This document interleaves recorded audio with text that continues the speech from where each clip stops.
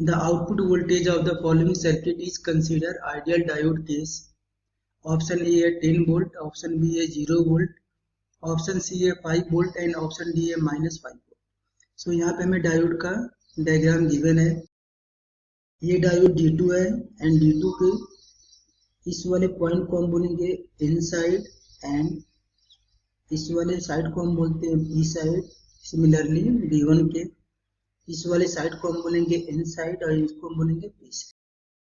सो यहाँ पर inside of D2 is connected to ground and ground का पोटेंशियल होता है 0 volt. So D2 is forward wise, so D2 is forward wise and diode is ideal.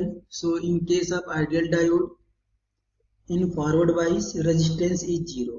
So इसका resistance का value 0 हो जाएगा and in case of D1 diode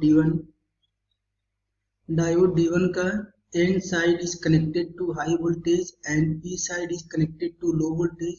So diode D1 is reverse bias and reverse bias में resistance का value होता है infinity.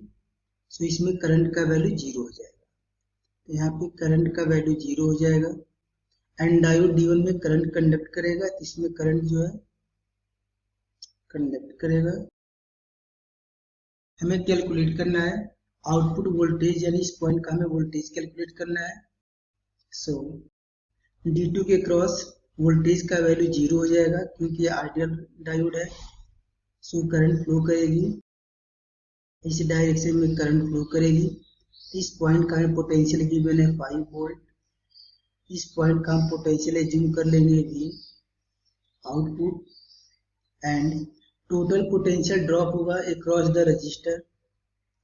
सो resistor के cross potential drop होगा 5 वोल्ट। सो हमें गिवन है V, इस पॉइंट को यदि हम A कंसीडर करेंगे तो VA माइनस V आउटपुट, इसका वैल्यू हमें गिवन है 5 वोल्ट एंड VA का वैल्यू हमें गिवन है +5। So +5 minus V output is equal to 5 volt. So minus को इधर ट्रांसफर कर देंगे, 5 को इधर ट्रांसफर कर देंगे, then V output is equal to 5 minus 5। So V output का वैल्यू आएगा 0 वोल्ट। ये हो जाएगा हमारा आंसर।